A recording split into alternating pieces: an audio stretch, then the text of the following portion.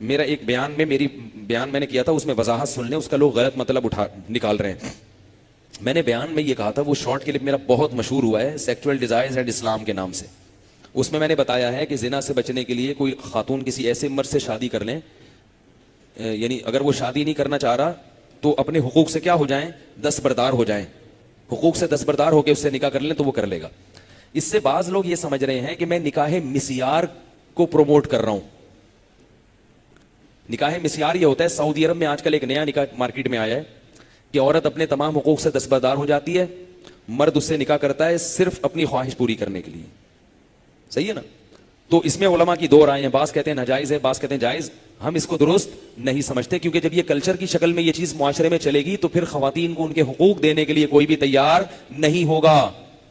اب سوال پیدا ہوتا ہے کہ میں نے بھی تو بیان میں یہ بات کہی ہے، تو میری بات میں اور اس نکاح مسیار میں فرق کیا ہے؟ تو یہ فرق سمجھیں. میں نے جو خواتین کو مشورہ دیا کہ اگر کوئی مرد آپ سے نکاح نہیں کر رہا تو آپ اپنے حقوق سے دستبردار ہو کے اس سے صرف زنا سے بچنے کے لیے نکاح کر لیں، یہ ان مردوں کے بارے میں ہے کہ جو حقوق ادا کرنے پر قادر نہیں ہیں. نہیں آئی بات؟ میرا خیال پیسے نہیں ہے بیچارے کے پاس، جیسے یونیورسٹی میں پڑھ رہا ہے لڑکا، لڑکی بھی پڑھ رہی ہے، اب وہ لڑکا نہیں رکھ سکتا اپنے گھر میں، کہہ رہا میں بھی کما نہیں رہا تو میں کیسے حقوق ادا کروں گا؟ تو اس وقت تک کے لیے اپنے حقوق معاف کر دے جب تک کہ لڑکے کی جاب نہیں لگ جاتی. جو کما رہا ہے اس کے لیے یہ نہیں ہے. وہ کیوں نہیں کر رہا بھائی؟ حقوق کیوں ادا نہیں کر رہا بھائی؟ نہیں آ رہی میرا خیال ہے بات؟ جو کما رہا ہے اس کو ہم کبھی یہ مشورہ نہیں دیتے کہ آپ لڑکی سے شادی کریں اور اس کو یہ بولیں کہ میں تمہارے حقوق ادا نہیں کروں گا، میں صرف زنا سے بچنے کے لیے کر رہا ہوں. تو زنا سے بچنے کے لیے اس کے حقوق بھی تو ادا کر لو نا، پیسے کیوں بچا رہے ہو اپنے؟ تو میں خواتین کو کہتا ہوں، جب کوئی ایسا مرد نکاح کا پیغام بھیجے جو آپ سے یہ کہہ رہا ہو کہ میں صرف زنا سے بچنے کے لیے اور آپ کو بھی زنا سے بچانے کے لیے آپ سے نکاح کرنا چاہتا ہوں، لیکن میں حقوق ادا نہیں کر سکتا اور بس ہمارا جو کانٹیکٹ ہوگا وہ یہی والا کانٹیکٹ ہوگا کہ ہم زنا سے بچ جائیں، حقوق نہیں ہے. تو خواتین کو چاہیے ان سے پوچھیں کہ آپ یہ کیوں کر رہے ہیں، کیا مجبوری ہے آپ کو؟ اگر وہ اس کی کوئی معقول مجبوری بیان کرتا ہے پھر تو ٹھیک ہے، مجبوری بیان نہیں کرتا دو چھتر لگا کے اس کو بھگا دیں وہاں سے. نہیں آ رہی میرا خیال؟ ایک چھوٹا سا واقعہ سنا دوں، اس سے میری یہ بات اور آسانی سمجھ میں آ جائے گی. بھائی وہ کچھ قربانی دینے کے لیے تیار نہیں ہے نا، وہ تو چھوڑ دے گا تھوڑے دنوں میں. اور یہ تو پھر اس طرح سے اگر ہم نکاح کی رواج پڑ گیا پھر تو لڑکیوں کے حقوق کوئی بھی ادا نہیں کرے گا. وہ کہے گا یار بس ایسے ہی کام چلاؤ. تو مردوں پہ کندھوں پہ جو ذمہ داری ڈالی ہے وہ تو نہیں ہوگی نا. میرے پاس ایک صاحب آئے، ایک آفیسر تھے، وہ کہنے لگے مفتی صاحب میں آپ کے شادیوں پہ بیانات سنتا ہوں، میں آپ سے ایکچولی بہت متاثر ہوا ہوں اور میں بھی سیکنڈ میرج کرنا چاہتا ہوں، پہلی بیوی موجود ہے، سیکنڈ میرج.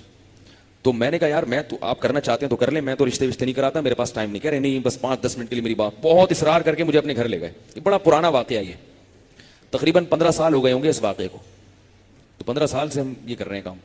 اچھا خیر، وہ مجھے اپنے گھر لے گئے، مجھے کہنے لگے بس وہ اصل میں بات یہ ہے میں آپ سے بڑا متاثر ہوا آپ کی تقریروں سے، تو میں بھی سیکنڈ میرج پہ کرنا چاہتا ہوں، تو کوئی ایسا رشتہ ہوگا کہ گھر نہ دینا پڑے اس کو؟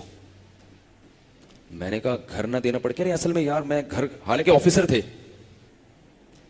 گورنمنٹ کے، اچھی تنخواہ تھی ان کی. تو میں نے کہا اچھا گھر نہیں تو پھر کیا ہوگا؟ کہہ رہے دوسرا ایک مسئلہ چھوٹا سا یہ بھی ہے کہ یار وہ اپنا خرچہ خود ہی اٹھائے. اپنا خرچہ؟ میں نے کہا خرچہ کیوں اٹھائے گی وہ خود؟ کہہ رہے اصل میں کچھ جاب کر رہی ہوتی ہے نا، تو جاب کرنے والی ہو تو تاکہ اپنا. مجھے غصہ آنا شروع.